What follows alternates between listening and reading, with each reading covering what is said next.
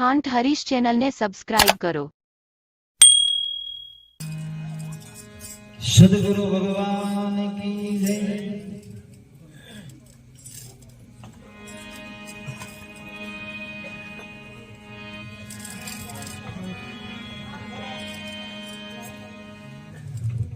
एक टुकी घाला ले कथा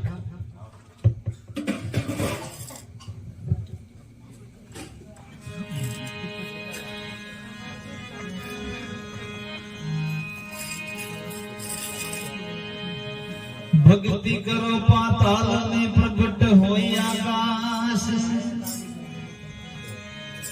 दाबी डूबी ना रहे वीरा कस्तूरी के रिवाज, डूबी ना रहे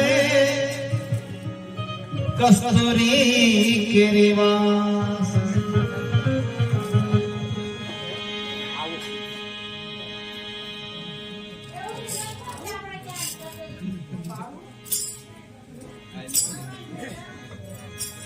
सरोवर तरोवर संत वीरा चौथा वर्षे में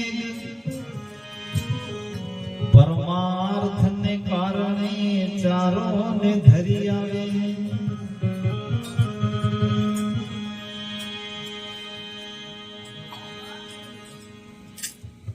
एक वक्त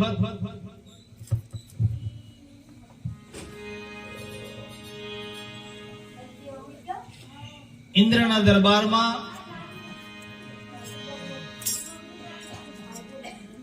ઋષિ દુર્વાસા પધાર્યા હતા અને એ સમયે ઇન્દ્રના દરબારમાં રંગમંચ ઉપર મોટી મોટી અપ્સરાઓ નાચ કરતી હતી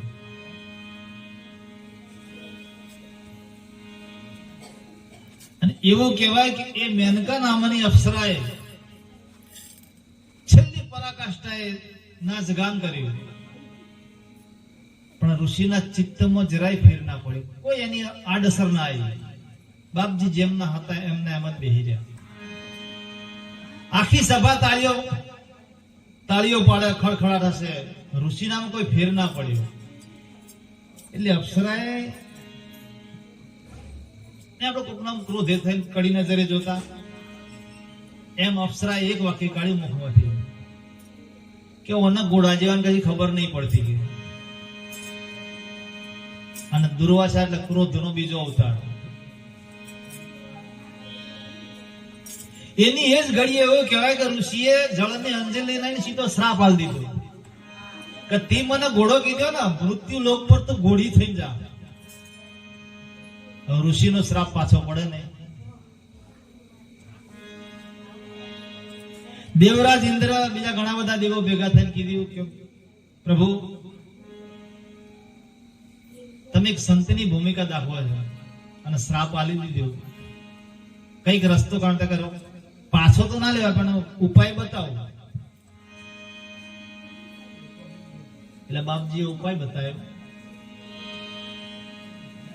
કે જ્યાં સુધી આ પૃથ્વી લોક ઉપર આ મૃત્યુ લોકમાં 3.5 વજ્રો ભેગા નહીં થાય ત્યાં સુધી આ ગોળી બની રહે।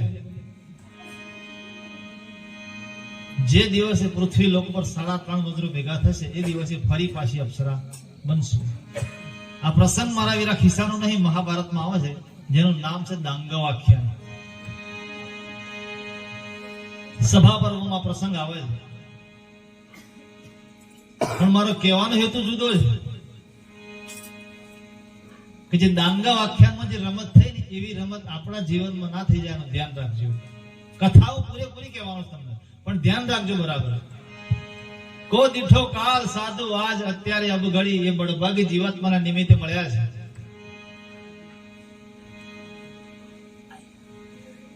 બાકી અલગ ફકીરી અલગ ધામની એવું છે। મારા વાલાની કૃપા થઈ છે, આજે મને તમને સાનિધ્ય સોંપડ્યું છે। થોડો ઊંચો બિહાડ એટલો જ ફરક, બાકી મારા ને તમારા કોઈ તફાવત નહીં। તમે ને હું જુદા નથી, પ્રભુ તો સૌના એક છે। વાદ વિવાદ કરે ધર્મ ને માટે જેની હોય જેવી મતી।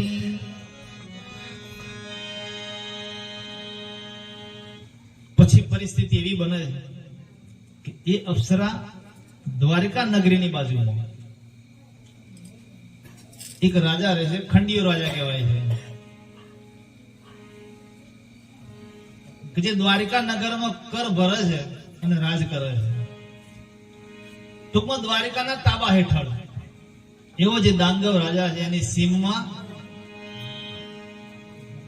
આ ઘોડી થઈને આવે છે. દિવસે ઘોડી થાય અને રાત્રે અપ્સરા બને છે. રાત્રે અપ્સરા બને, જંગલ હોય એટલે ઝાડ પર ચડી જાય, હવાર પડે ફરી પાછી ઘોડી થઈ જાય. આવું ક્રમશ ચાલે છે. દિવસે ઘોડી, રાત્રે અપ્સરા, દિવસે ઘોડી, રાત્રે અપ્સરા. હવે એ દાનગવ રાજાના ઘોડા નદીના કિનારે ચરવા જાય અને એવી સ્વરૂપવાન ઘોડીને જોવે ને એટલે ઘોડા ચરવાનું બંધ કરી દે. 1 દિવસ, 2 દિવસ, 3 દિવસ એમ કરતા કરતા 15-20 દિવસ નીકળી ગયા. ઘોડા ઘાસ ખાવાનું બંધ કરી દીધું. આખો દિવસ એના જ બ્રહ્મો, એના જ ચિંતનમાં. આખો દાડો ઘોડીને જોવે ખરા, પણ રાત્રે અદ્રશ્ય થઈ જાય. ઘોડા મરવાની ગોતો પર આવી જાય એટલે દાંગવે પૂછ્યું કે ઘોડાને તમે ઘાસ નાખો? નહીં નાખતા.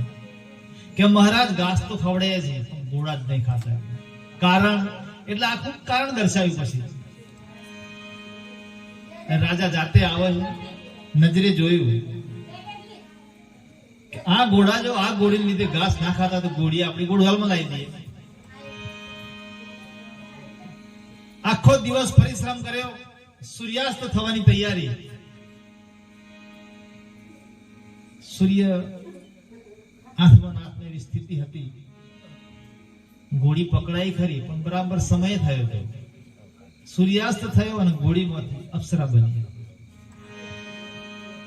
એટલે દાનગવ રાજાને આશ્ચર્ય લાગ્યું, હારું જંગલમાં ભૂત તો નહીં. અને બીજું એક ભૂતનો મુદ્દા કહી દઉં કે આ જગતમાં ભૂત જેવું કશું નહીં, પાછા બ્રહ્મ ના રહેતા. આ ટોકી લેવા જેવો મુદ્દો છે.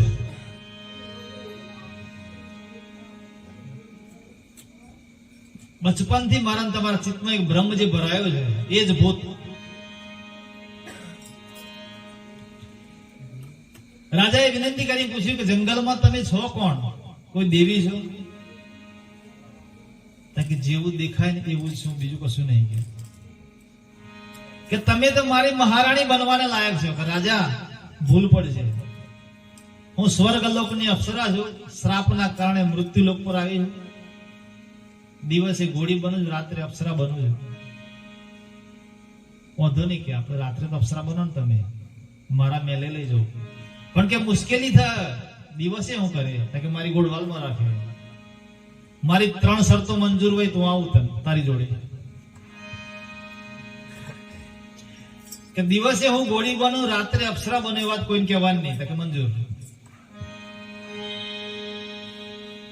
કંટાળો નહીં આવતો કોઈ? આ કંટાળો ઘણી વખત એવું બને, ઘણા ભજનિક માં રાજા પર કેટલાય સભામાં બેઠા છે પાછા, એટલે એવું ના થાય અમને એકલું જ આવડે. બહુ રત્ના વસુંધરા, આ ભૂમિમાં આવા કેટલાય રત્નો પડે છે, એટલે કદી ક્યારે અંદર દેહાભિમાન લાવવાનું.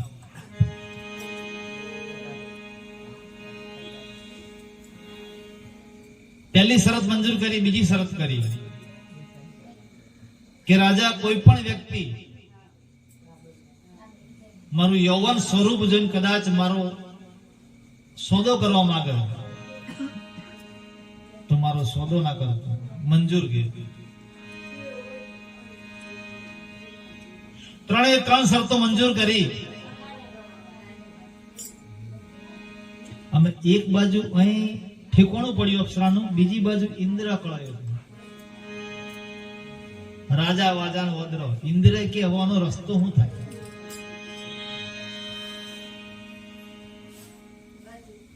નારદજીનું સ્મરણ કર્યું ઇન્દ્ર મહારાજે.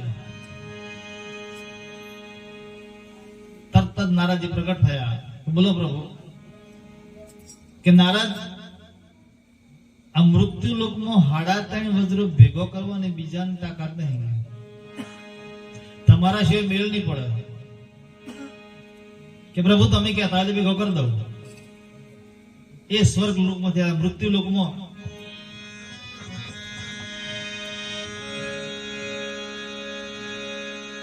જગતને ગીતાનો જ્ઞાન દેવા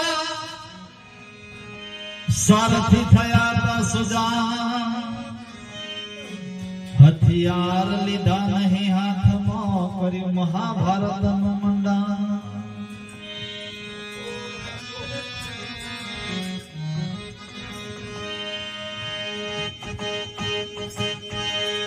હરે રામ રામ રામ સીતા રામ રામ રામ.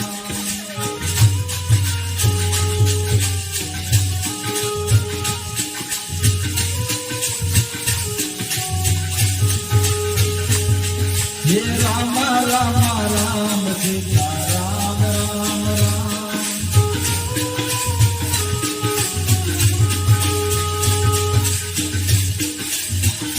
હરે રામ હરે કૃષ્ણ હરે રામ હરે રામ.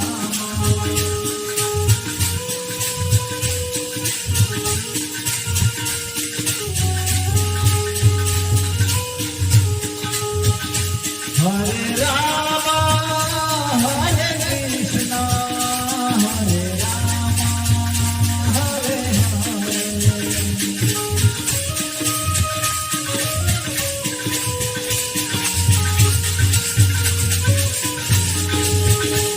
હે રામ રામ રામ સીતા રામ રામ રામ.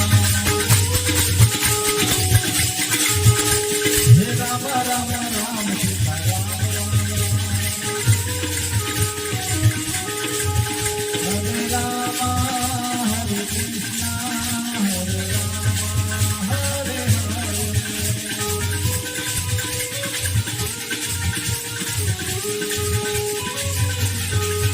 હરે રામ હરે કૃષ્ણ હરે રામ હરે હરે.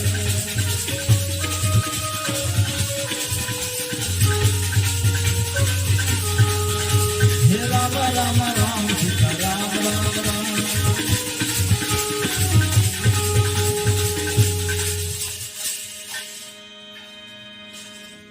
સદગુરુ ભગવાન કી જય. સત્ય સનાતન ધર્મ કી જય. નારદજી સ્વર્ગ લોકમાંથી મૃત્યુ લોક પર આવે છે. સીધા દ્વારિકામાં એન્ટ્રી કરી. ભગવાન કૃષ્ણનો મોટો દીકરો પ્રદ્યુમન જૈન કોણ ફૂક્યા મળે.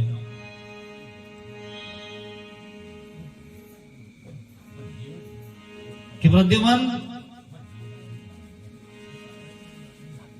સર્વોપરી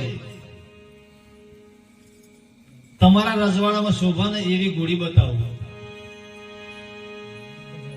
પ્રદ્યુમન કઈ જગ્યાએ? કે દાંગાવના તઈ.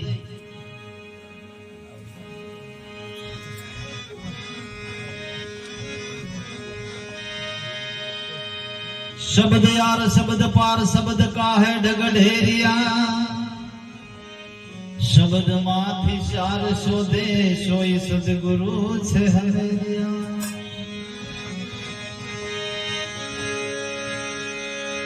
શબ્દ પતારી કોઈ સુરાગર થીને નહીં કાયર ના કામ. સુરા હોય તે સન્મુખ રેવે પેલા કાયર ભાગી જા.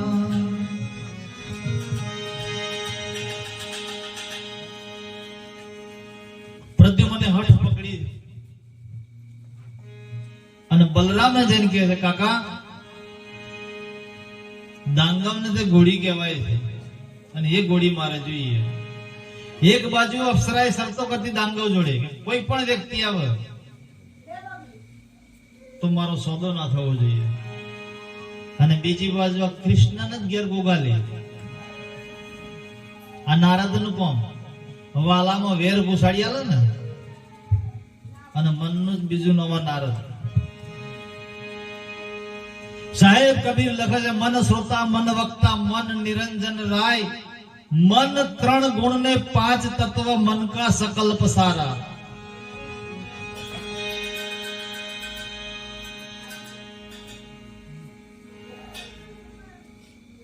એ વખતે માંગણી કરે છે, દાંગાઓ ના પાડે છે.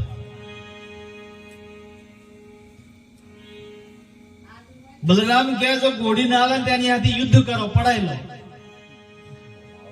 રાજા વાજાનો ઓદરો એનું કશું ઠેકાણું નહીં. એટલે દાંગા વિચાર કર્યો ખરા ઓમાય ઉપાધિ મારી તાકાત નહીં હોવાથી યાદવ હાથે લડવું, એટલે 56 કોટી યાદવ હતા.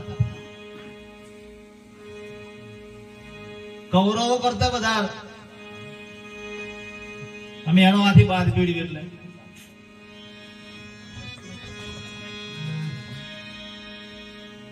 એટલે દાંગવ રાજાએ વિચાર કર્યો કે ઘોડી આલવી નહીં અને હોમા લોકો યુદ્ધ માંગે છે.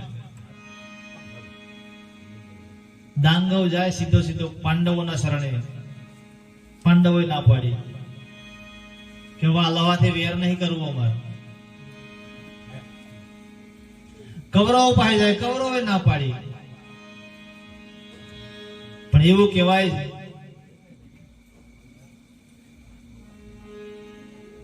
કે અભિમન્યુ નદી કિનારે સ્નાન કરવા જાય છે અને દાંગવ હતાશ થઈને નક્કી કર્યું કે હવે ઘોડી તો વેચાય નહીં, મને કોઈ શરણે લેતું નહીં, ચિત્તા ખડકીને બળી મરવું, આવો અડગ નિર્ણય. ક્ષત્રિયનું સંતાન હતું અભિમન્યુ. ચિત્તા ખડકેલી જઈને પૂછ્યું કે મહારાજા આ પરિસ્થિતિ થવાનું કારણ કે બેટા કોઈને મને શરણે રાખ્યો નહીં. પરિસ્થિતિ એવું બની, આખું વૃત્તાંત કીધું, આખી કથા કીધી કે પ્રદ્યુમને હઠ કરી છે અને ગોળી મારાથી દેવાય એમ નહીં કે મહારાજા હું તમને શરણે રાખું.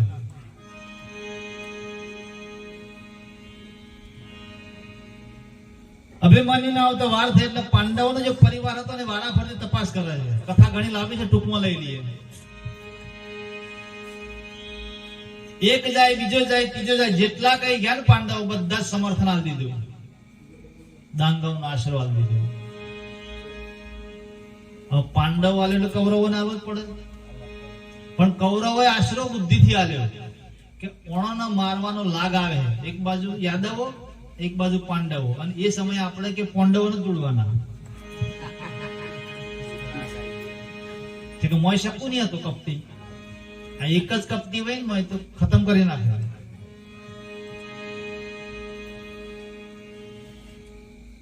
હવે યુદ્ધ કરવા માટે તૈયારી તો કરી, પણ કે કૃષ્ણ હોમો લડવું સુદર્શન ચક્ર છે.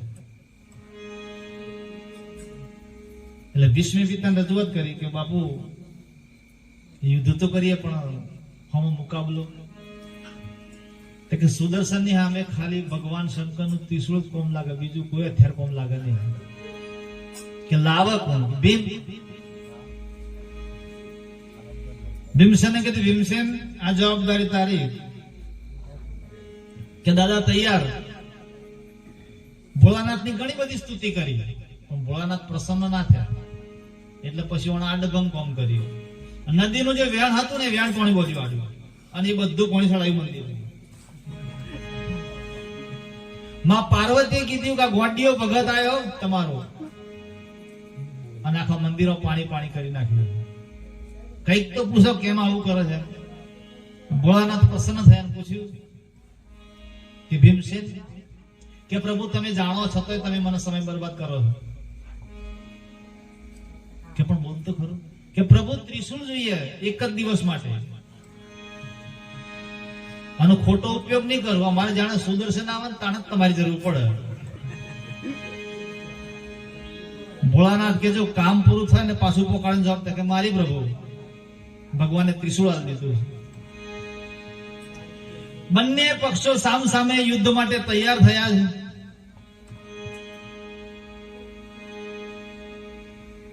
આમ આ લડવાનો સમય કેમ આવે ખબર? ગોળી હાથ. ધ્યાન રાખજો, પેલા મેં કીધું આ ગોળી હાથ લડે હા વગર કોના,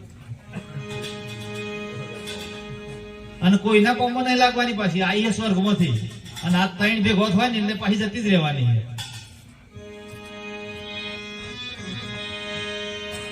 બરાબર યુદ્ધના મેદાનમાં બંને શસ્ત્રો અજમાયા છે. ભગવાન કૃષ્ણે સુદર્શન છોડ્યું છે અને બીજી બાજુ ત્રિશૂળ છોડ્યું છે. બંને વજ્રો અથડાય ને હાહાકાર મચી ગયો છે.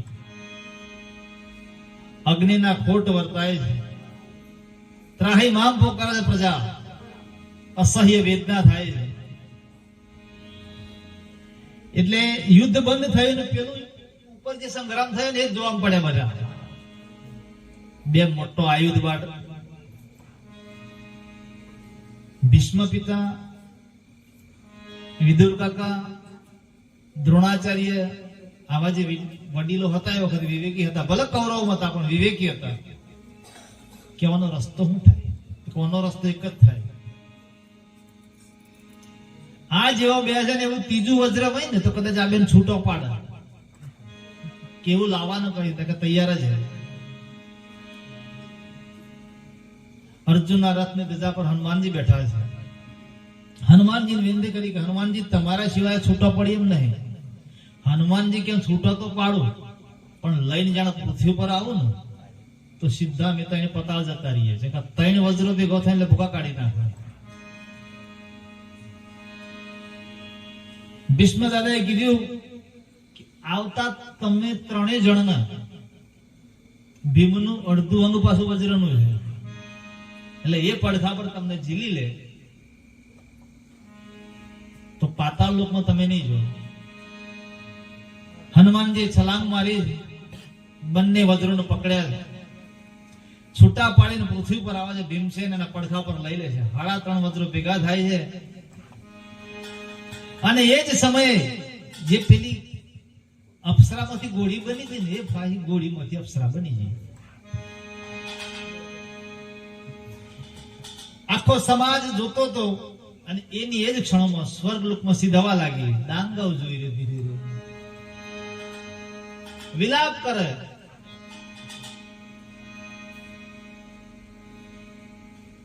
કે મારા હાથમાંથી જતી. કહેવાનો હેતુ મારો વિરાય હતો કે જેમ સ્વર્ગમાંથી આવેલી અપ્સરા માટે આ ત્રણ સમુદાયના ખોટે ખોટા લડી મર્યા ને એમ આપણો સમય ના જતો એનું ખૂબ ધ્યાન રાખજો.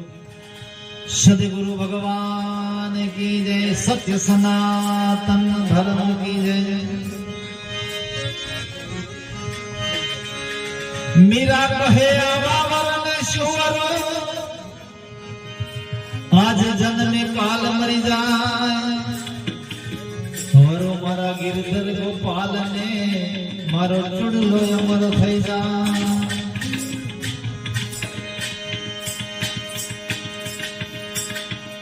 राम जरूर के बैठे हैं सबका मुजरा ले, जैसी जिनकी चाकरी तैसा दिन को दे.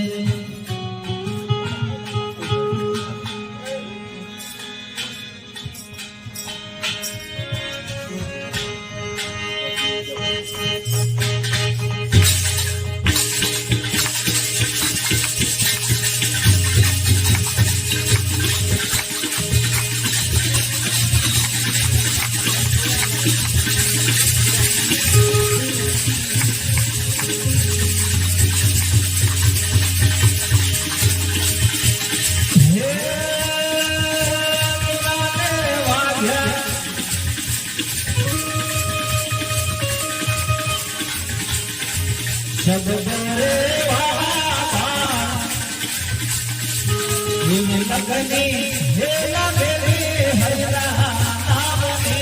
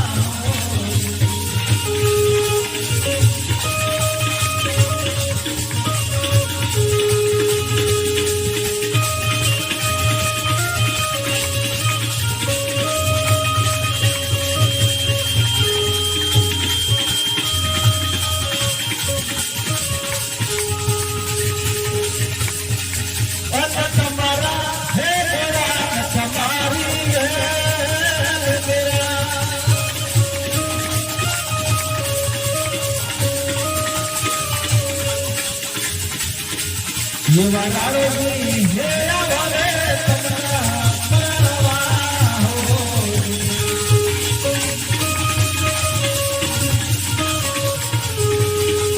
એવા રાણોજી હેરા વાલે તમના પરવા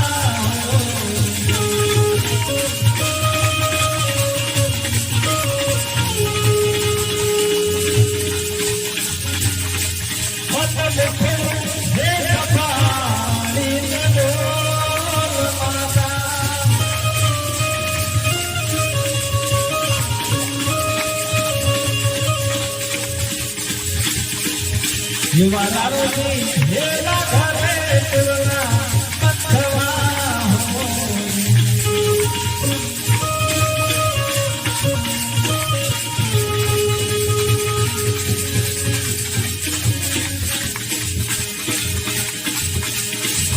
અત સફરો અવતર્યો મારે છે જમેરા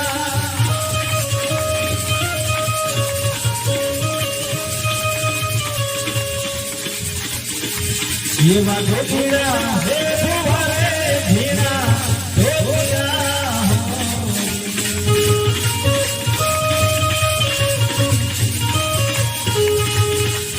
ये माधो धीरा हे भुवारे धीरा धोया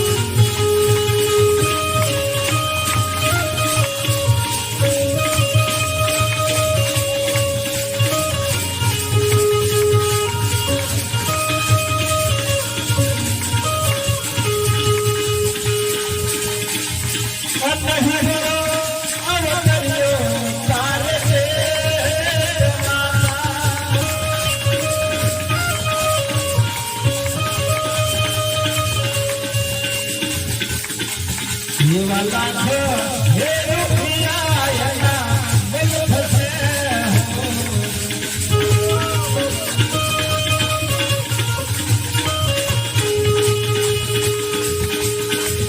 अत छोड़े हे रुपियो माथे हाथ मेरा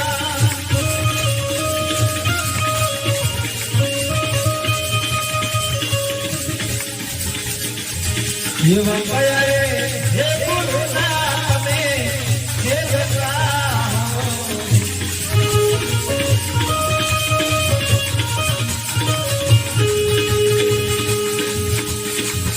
अतल हिजारा मोकेलो माथे हाथ फसा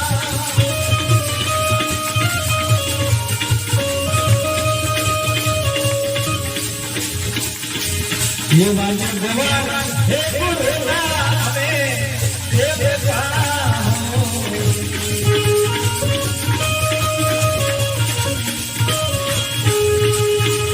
ये वाला गवारा हे गुरुनाथ में हे बेटा